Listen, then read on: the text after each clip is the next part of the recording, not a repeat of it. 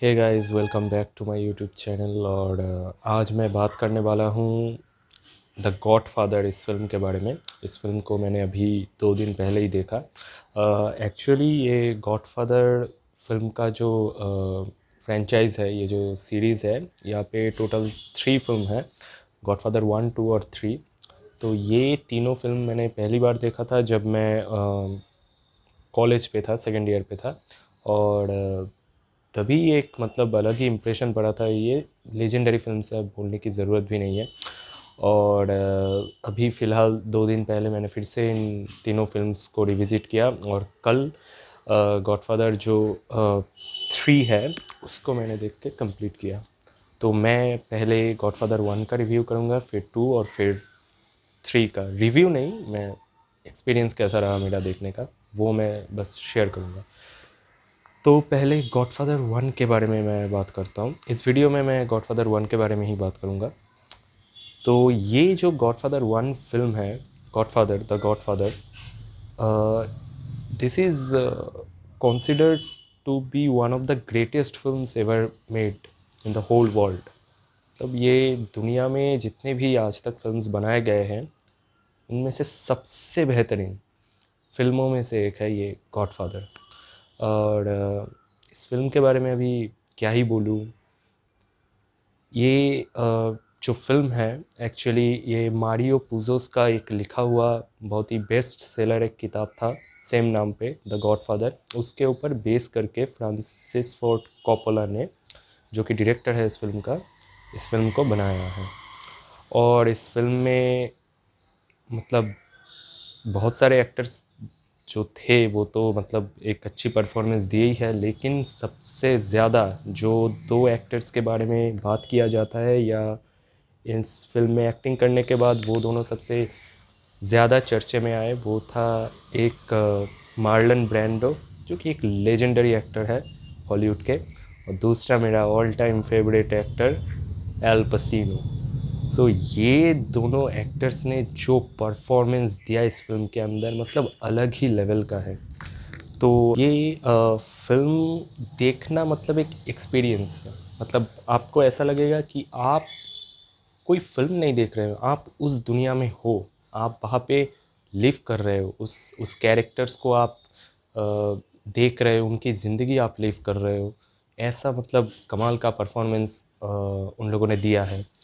और फिल्म भी ऐसी मतलब अच्छी तरीके से बन, ये फिल्म देखते वक्त ना आपको लगेगा कि आप किसी आर्टिस्ट का जो यूरोपियन जो आर्टिस्ट होते थे, जैसे कि इटालियन और स्पेनिश जो कलाकार होते थे, आर्टिस्ट होते थे, उनका कोई आप पेंटिंग दिख रहे हो। जैसा होता है ना वो म्यूज़ियम पे रहता है वो आर्ट, तो आपको लगेगा आप कोई आर्ट देख रहे हो। इतनी मतलब खूबसूरती से और यू नो केयरिंग से बनाया गया है इस फिल्म को। और इस फिल्म के एक एक शॉट के बारे में क्या ही बोलूँ यार। जो ओपनिंग शॉट है इस फिल्म का, जहाँ पे वो गॉडफादर जो वीटो कॉर्लियोने का जो कैरेक्टर प्ले किया है, Marlon Brando, legendary legendary actor, के बारे में क्या ही बोलूँ। उनका जो पहला शॉट है, मतलब जब ओपन होता है, ये वाला डायलॉग से ओपन होता है। ये उनका डायलॉग नहीं है, मतलब एक आदमी आता है उनके पास और वो उनके मतलब लड़की के साथ कुछ बदतमीज़ी किया गया है कुछ लड़कों ने, मतलब उस लड़की का बॉयफ्रेंड और उनके दोस्तों ने कुछ बदतमीज़ी किया है, तो वो आके गॉडफादर से हेल्प मांगता है कि आप कुछ कीजिए, मतलब उनको तरपाइए जैसे उन्होंने मेरी लड़की को तरपाया।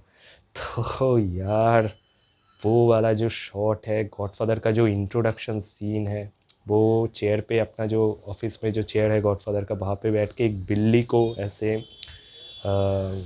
ऐसे कुछ कर रहा है बिल्ली के साथ, मतलब खेल रहा है उसके साथ। और कैमरा का जो एंगल है, मतलब गॉडफादर के ऐसे पीछे से लेकर दिखाता है, वो गॉडफादर का फेस नहीं दिखाता पूरा, बस गॉडफादर एक इशारा करता है ऐसे, जब वो लोग जब रो देता है, मतलब उनकी बेटी की परेशानी को बताते हुए, तो वो ऐसे इशारा करता है और एक आदमी ऐसे वाइन लेके उनको देता है, मतलब कोई टिश्यू नहीं देता है अगर रो रहा है, वाइन लेके देता है। ये इटालियन स्टाइल है किसी को कंसोल करने का। तो फिर जाके जब गॉडफादर का फर्स्ट लुक दिखाता है, अलग ही लेवल का है। और क्या dialogue delivery, what a performance, he is god level legend, he is Marlon Brando. और जो कैरेक्टर उन्होंने प्ले किया है वीटो कॉर्लियोने का, it's an inspiration. This film is totally is an inspiration if you watch it carefully. और मैं अभी story के बारे में थोड़ा बहुत बताना चाहूँगा। वो ये है कि कॉर्लियोने जो फैमिली है ये एक क्राइम फैमिली है। इसका जो बॉस है, क्राइम बॉस, वो है डॉन वीटो कॉर्लियोने, जो बहुत ही अच्छी तरीके से इस फैमिली को लीड कर रहा है। और इन लोगों का मतलब काफ़ी इलीगल बिजनेसेस भी हैं। और इनका 3 बेटा है। एक है सनी जो बड़ा है, और जो दूसरा बेटा है वो है फ्रेडो, और जो छोटा बेटा है सबसे, वो इन फैमिली के मैटर से बिल्कुल दूर रहता है। जो कैरेक्टर एल पसीनो ने प्ले किया है वो है माइकल, माइकल कॉर्लियोने। तो जो बड़ा बेटा है वो ही मतलब हेल्प करता है उनके जो फैमिली बिजनेसेस हैं उनमें। और जो सनी है मतलब बड़ा बेटा है, वो मतलब बहुत ही एरोगेंट है, बहुत ही मतलब शॉर्ट टेम्पर है, मतलब जैसा होता है क्राइम फैमिली में बिल्कुल वैसा है। और जो दूसरा बेटा है फ्रेडो, वो मतलब क्या कहते हैं, सो कॉल्ड लूज़र कहते हैं ना, वो है दूसरा बेटा। मतलब वो फिज़िकली भी कमज़ोर है, उतना मतलब होशियार भी नहीं है ज़्यादा, उसको कोई काम भी ठीक से नहीं देता है, लेकिन बेटा है तो इसीलिए वो केयर पे रहता है बस। उसका कोई मतलब उतना वैल्यू नहीं है, कोई भी देना नहीं चाहता फैमिली पे। और जो छोटा बेटा है माइकल, माइकल कॉर्लियोने, वो इन सब से दूर, वो एक अलग ही कॉलेज पास करके अभी अभी आर्मी में गया था और वर्ल्ड वॉर के लिए। तो वहाँ से वो लौटा और वो बस इन सब से दूर अपना ज़िंदगी गर्लफ्रेंड के साथ आराम से बिताता है। उसको मतलब इन झमेले में पड़ना ही नहीं है फैमिली का, जो भी बिज़नेस वगैरह है, और वो पसंद भी नहीं करते ये सब क्राइम बिज़नेस। तो जैसे कि मैंने बताया कि एक क्राइम फैमिली है, तो क्राइम फैमिली का तो मतलब बहुत सारे दुश्मन भी होते हैं। तो वैसा ही एक बार होता है कुछ हमला गॉडफादर के ऊपर, और उनको गोली मार दिया जाता है। फिर वो हॉस्पिटलाइज्ड होता है, और फैमिली एक तरफ मतलब एक तरीके से थोड़ा बिखर गया, ये नहीं बोलूँगा, लेकिन फैमिली थोड़ा डिसबैलेंस्ड हो जाता है। तो तब माइकल आता है हेल्प करने के लिए, जो कि छोटा बेटा है।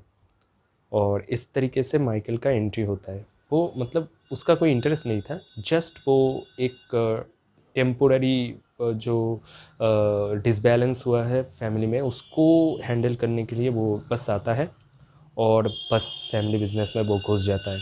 और तीनों बेटे में से, मतलब डॉन वीटो कॉर्लियोने का तीनों बेटे में से वो मतलब सबसे बेस्ट होकर उभर के आता है। मतलब जो लड़का जिसको मतलब कोई सपने में भी नहीं सोच सकता था कि ये कभी फैमिली बिजनेस ज्वाइन करेगा, वो कैसे हैंड ओवर करता है, कैसे चलाता है, उसके पापा के बाद वो कैसे डॉन बनता है, और कैसे वो एक फैमिली को पूरा बचा लेता है, एक क्राइम फैमिली को, वो लेकर है ये गॉडफादर का जो फिल्म है। तो जो कैरेक्टर डेवलपमेंट दिखाया गया है माइकल कॉर्लियोने का, ये मतलब I think one of the greatest character developments ever happened in world film. So और एक पार्ट है इस फिल्म का जो है इटालियन पार्ट, जो सिसिली में शूट किया गया है, इटली का। तो वो मेरा इस फिल्म का, क्या ही बोलूँ, इस फ्रेंचाइजी का बेस्ट पार्ट लगता है, जो इटालियन पार्ट है, जो सिसिली में शूट किया गया है। तो क्या होता है, माइकल फर्स्ट टाइम एक मर्डर करता है और उसको भेज दिया जाता है इटली के सिसिली पे, ताकि वो होता है ना, मर्डर करने के बाद वो पूछताछ से बच सके या शहर छोड़ के दूसरे शहर पे जैसे होता है। तो वैसे ही उसको इटली के वो सिसिली में भेज दिया जाता है। और सिसिली का जो लोकेशंस दिखा है यार, मतलब क्या ही बोलूँ, मैं फ़ैन हो गया। मैं सोच रहा था यार काश मैं यहाँ पे मतलब पैदा हुआ होता, सिसिली में। इस फिल्म का जो सिसिली का पार्ट है, मतलब आप क्या ही बोलूँ मैं, मतलब आप ना देख के अगर आप एक फ़िल्म लवर है तो आप पागल हो जाएंगे देख के इस सिसिली पार्ट को, बिकॉज़ आप कंफ्यूज रहेंगे क्या आप ये एक आर्ट देख रहे हैं या फिल्म देख रहे हैं इतने। और उसके साथ साथ जो बीजीएम है, जो बैकग्राउंड म्यूज़िक है, क्या ही बोलूँ, मतलब दिल को छू लेता है। और वहाँ पे जाके सिसिली में जाके माइकल फिर से एक शादी करता है, हालांकि उसका गर्लफ्रेंड भी है तभी, लेकिन वो अभी अमेरिका में है। और वो सिसिली के गांव पे जाके एक लड़की को देख के उसको पसंद आ जाता है, वो शादी भी कर लेता है। और वो जो लड़की है ना, मैं तो मतलब क्रश खा गया उसको देख के, इतना स्वीट है वो लड़की। इटालियन है, उसको अंग्रेज़ी भी नहीं आती, फिर भी वो ट्राई करता है अंग्रेज़ी बोलने का, संडे मंडे करके। वो जो मतलब गलत बोलता है लेकिन बहुत ही फ़नी। वो लड़की मतलब दिल जीत लिया। बहुत ही कम समय के लिए था वो करेक्टर, लेकिन जितना भी था मेरा तो मतलब मैं तो फ़ैन फ़िदा हो गया एक्चुअली, क्रश खा गया। तो फिर माइकल फिर से अमेरिका वापस आता है, और उसका पापा जो है वो भी अब मतलब बूढ़ा हो चुका है, तो वो भी हैंड ओवर करना चाहता है अपना जो पोजीशन है गॉडफादर का। तो और उस बीच में उसका जो बड़ा भाई है उसको भी मार दिया जाता है, सनी को। और जो जैसा कि मैंने बताया कि सेकंड जो बेटा है वो उतना मतलब होशियार नहीं है, ना ही उसका उतना एक्सपीरियंस या दिमाग है बिज़नेस करने के लायक। तो वापस आके पूरा जो फैमिली का जो बिज़नेस है, जो जो उसका जो रिस्पॉन्सिबिलिटी है वो माइकल के ऊपर आ जाता है, और वो नेक्स्ट गॉडफादर बनता है इस फैमिली का। और वो मतलब जो लड़का एक समय कहता था कि मुझे फैमिली बिज़नेस में कोई इंटरेस्ट नहीं है, वही एक दिन जाके पापा का जो मतलब डॉन वीटो कॉर्लियोने का जो पोजीशन है उसको वो लेता है। तो यही इस फिल्म का मतलब मेन थीम है। और ये गॉडफादर फिल्म में और एक बात मैं बताना चाहूँगा, एकदम जो लास्ट सीन है जब माइकल पूरा हैंडओवर कर लेता है अपने बिज़नेस को, तो वो कैसे अपने जो हर एक एनिमी है, हर एक फैमिली का दुश्मन है, उसको कैसे वो मतलब मार देता है, उसको सफाया कर देता है। वो एक अलग ही लेवल का मतलब लेजेंडरी सीन था, जहाँ पे वो उसके जो बहन है, उसका जो बेटा होता है, उसका गॉडफादर वो बनता है। गॉडफादर मतलब ये क्रिश्चियनिटी पे जब भी कोई बच्चा पैदा होता है उसका जब बप्ताइज्ड किया जाता है, तब उनको एक गॉडफादर लेना पड़ता है, किसी को मानना पड़ता है। तो माइकल होता है वो गॉडफादर उसकी बहन की बच्चे का। और वहाँ पे जो चर्च का फादर है, जो पादरी है, वो बप्ताइज करता है बच्चे को, और माइकल से पूछता है क्या आप कभी मतलब ईश्वर को बिलीव करते हैं। वो बोलता है हाँ मैं करता हूँ। क्या आप कभी ख़राब जो काम होता है, जो शैतान का काम होता है, वो आप नहीं करेंगे? कहता है नहीं करूँगा। लेकिन दूसरे ही पैरेलली सीन पे दिखाता है कि वो जाके उसका जो भी मतलब दुश्मन होता है उसको जाके मार देता है, मतलब उनके ही लोग मारता है। मतलब एक सीन पे दिखा रहा है कि वो ईश्वर के नाम पे शपथ ले रहा है कि वो कभी कोई ख़राब काम नहीं करेगा, और दूसरे ही पैरेलल सीन पे दिखा रहा है कि फैमिली का जितना भी एनिमीज़ था उसको वो एक एक करके मार रहा है, मतलब उसकी आदमी मार रहा है। ये एक अलग ही लेवल। और उसके साथ साथ जो बीजीएम बैकग्राउंड में चलता है, इट्स अ एक्सपीरियंस मैन, क्या ही बोलूँ मैं। ये अलग ही लेवल का गॉडफादर जो है, मेरा सबसे मतलब फेवरेट फिल्मों में से एक है ये गॉडफादर। ये एक अलग ही लेवल का एक सेटिस्फेक्शन देता है ये फिल्म, अलग ही लेवल का एक शांति देता है, एक इंस्पिरेशन देता है ये फिल्म। क्या ही बोलूँ अभी इस फिल्म के बारे में, ये एक लेजेंडरी मास्टरपीस है। Acting performance of every character is super win this film. Camera work, उसके बारे में क्या ही बोलूँ। ये फिल्म अब अगर इसके बारे में ना कुछ बोलने की ज़रूरत है, ये अपने आप में एक एक्टिंग क्लास है। ये फिल्म अगर आप देखेंगे, अगर आप फिल्म सीखना चाहते हैं, अगर आप एक फ़िल्म लवर है या फिर एक्टिंग वगैरह कुछ कर रहे हैं, तो जाके इस फिल्म को देखिए आप। ये अपने आप में एक इंस्टीट्यूशन है, ये फिल्म इंस्टीट्यूशन है। आप इतना कुछ सीख पाएंगे इस फिल्म से। अगर आप एक नॉर्मल ऑडियंस के तरह देखेंगे तो भी आप मतलब एंजॉय करेंगे इस फिल्म को, लेकिन अगर आप कुछ सीखने के लिए ये फ़िल्म देख रहे हैं, अब जाके देखिए, बहुत कुछ सीख पाएँगे आप। ये एक लेजेंडरी मास्टरपीस है, one of the greatest films ever made. बहुत सारे लोग ये भी बोलते हैं कि ये the greatest film ever made है। मतलब आज तक की जितना फ़िल्म बनाया गया है उनमें से सबसे बेहतरीन फ़िल्म है। तो इस फ़िल्म को, मतलब ये गॉड लेवल लेजेंडरी मास्टरपीस है। इसको आपको ज़रूर देखना चाहिए। मतलब अगर आप एक फ़िल्म लवर है, आर्ट के आपको शौक़ है, तो ही आप इस फ़िल्म को देखिए, वरना आपको ये फ़िल्म बोरिंग भी लग सकता है अगर आप मसाला एंटरटेनर पसंद करते हैं तो। तो ये, मतलब डायरेक्टर फ्रांसिस फोर्ड कॉपोला ने मतलब इतिहास ही रच दिया है इस फ़िल्म को बना के। और ये, मतलब जितना दिन दुनिया में फ़िल्म का ज़िक्र रहेगा, गॉडफ़ादर टॉप 3 में तो रहेगा ही। ये एक अलग ही लेवल का लेजेंडरी मास्टरपीस है। और जब भी मैं इस फ़िल्म को देखता हूँ, मतलब एक अलग ही मोटिवेशन मुझको मिलता है। एक अलग ही लेवल का सैटिस्फैक्शन भी मिलता है, आँखों के लिए भी और माइंड के लिए भी। और जो सिसिली पार्ट है, इटालियन जो पार्ट है इस फ़िल्म का, मार्वेलस, जस्ट फैंटास्टिक। जब भी मैं डिमोटिवेट होता हूँ तो इस फ़िल्म को चला के थोड़ा बहुत देख लेता हूँ। और जैसा कि मैंने पहले भी बताया था कि मैं रात को देखता हूँ, रात 12 बजे के बाद से।